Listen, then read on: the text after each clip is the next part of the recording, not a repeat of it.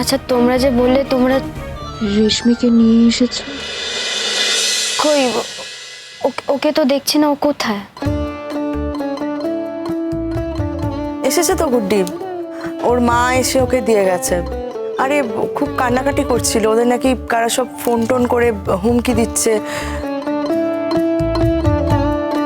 তোমাকে যেহেতু কথা দিয়েছিল মেয়েকে দিয়ে যাবে, তাই রেখে গেছে। আবার খুব মন খারাপও করছিল যে মেয়েটাকে তোমার হাতে নিজে থেকে তুলে দিয়ে যেতে পারলো না। ওরা কোথায় গেছে?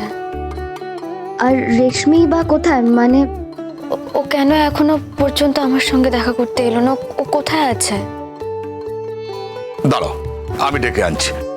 পাশের ঘরে খেলছে। রেশমি, ওই দেখো খেলছে। রেশমি, এসো এসো এসো এসো। কে এসছে দেখো, তোমার আন্টি এসছে তো। দেখা করবে তো। আন্টি নয়, ও আমাকে মা বলে ডাকবে। রেশমি, কি হলো? একবার এসো। কোথায়? এসো আন্টি। আন্টি না, তুমি আমাকে মা বলে ডাকবে। না, আমি তোমাকে মামাম বলে ডাকবো। মাম্মাম? মাম্মাম বলে ডাকলে তো আমার আরো ভালো লাগবে। কি মজা কি মজা, আমি তোমাকে মামাম বলে ডাকবো। কিন্তু তোমার তো শরীর খারাপ হয়েছে, তুমি তাড়াতাড়ি সুস্থ হয়ে যাবে তো? আমি আগের থেকে অনেকটা ভালো আছি বাবা।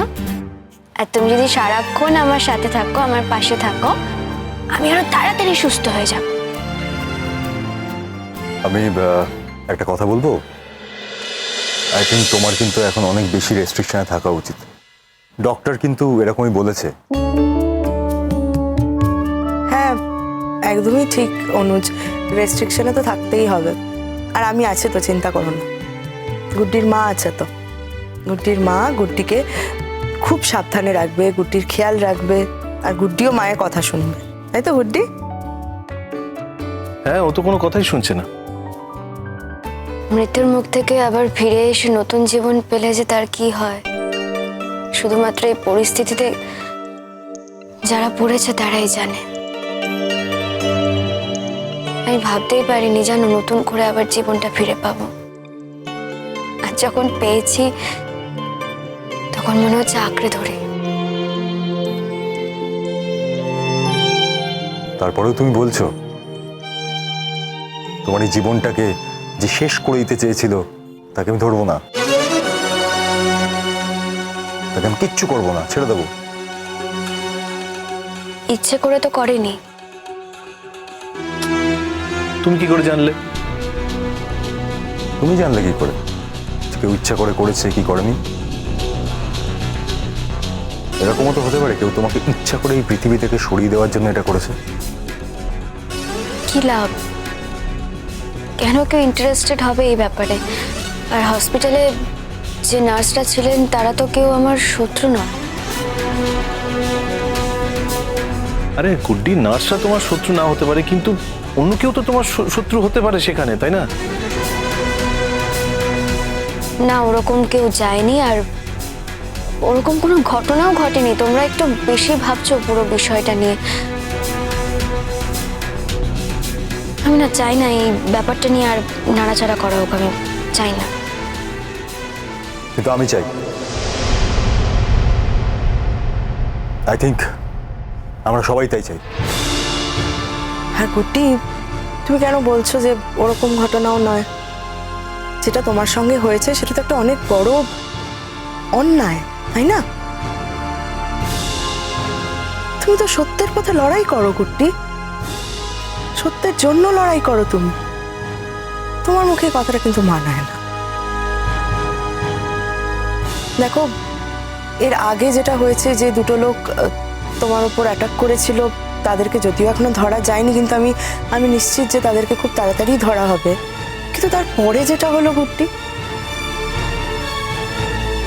তাতে তো পরিষ্কার বোঝা যাচ্ছে যে কিছু লোক উঠে পড়ে লেগেছে তোমার ক্ষতি করার জন্য। হ্যাঁ, তুমি চাও না যে তাদের মুখোশটা টেনে খুলে ফেলা হোক? আমার খুব খারাপ লাগছে জানো তো। এতকাল আমি বাড়িতে ছিলাম না, আর আমি বাড়িতে এলাম আর এরকম একটা অঘটন ঘটে গেল। তুমি সে আবার একই কথা কেন বলছো বলো তো? শুধু শুধু এভাবে নিজেকে দোষী করো না বাবা। এই অনুজ, রিপোর্টটা আসার কথা ছিল না, পেয়েছো? পেয়েছি। ও রিপোর্ট পেয়েছো? রিপোর্টে কি বলছে? রিপোর্টে কি এসেছে অনুজ? নাম জানা গেছে কারোর? না, ওইভাবে তো কারো নাম টাম নিয়ে এখনো রিপোর্টটা আসেনি, মানে ওইভাবে তো এখন বলা সম্ভব নয়।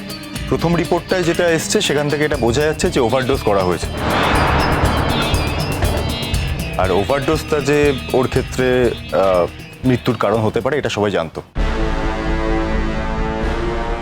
সবাই তো উপস্থিত ছিল না, উপস্থিত ছিল দুজন। তার মধ্যে একজন সেই সময় উপস্থিত ছিল আর একজন ছিল না। আর যে উপস্থিত ছিল সে জানতো যে ওভারডোজ হলে কি অবস্থা হতে পারে। এবার এটার পরেও যদি সে এটা করে থাকে তাহলে তো মারাত্মক গন্ডগোলের কারণ, কিন্তু সে বলছে সে এটা করেনি। তো সেক্ষেত্রে যদি কোনো নন মেডিকেল পার্সন এটা করে থাকে তাহলে এটা খুব পরিষ্কার, এটা ইন্টেনশনালি করা হয়েছে। কিরকম লাগছে? খুব হালকা লাগছে না নিজের শরীরটা? একদম পাখির পালকের মতো। তুই উঠতে উঠতে ভাসতে ভাসতে এবার দেখবি আকাশপথে কোথায় একটা চলে যাবে। হয়তো তুই বহুরুদার কাছেই চলে যাবে।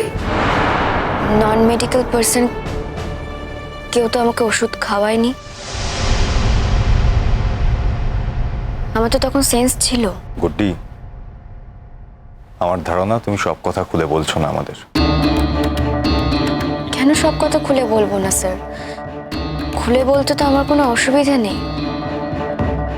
দেখো, কেন তুমি এটা বলতে চাইছো না সেটা তুমিই জানো, এই কারণটা তো আর আমি বলতে পারবো না।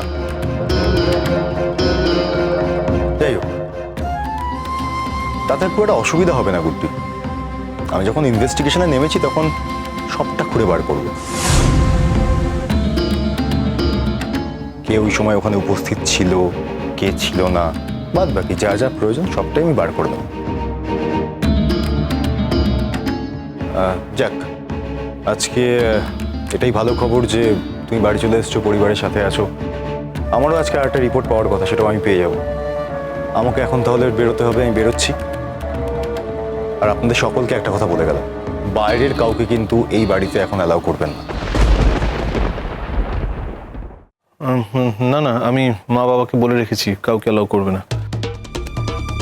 না, সে আসবে না, কিন্তু গুড্ডির অফিসের মানে ওর কালিগরা আসলে কি বলবো? কেউ কিছু বললে বলবেন যে ডক্টর এখন অ্যালাউ করছে না, ডক্টর এখন বারণ করেছে।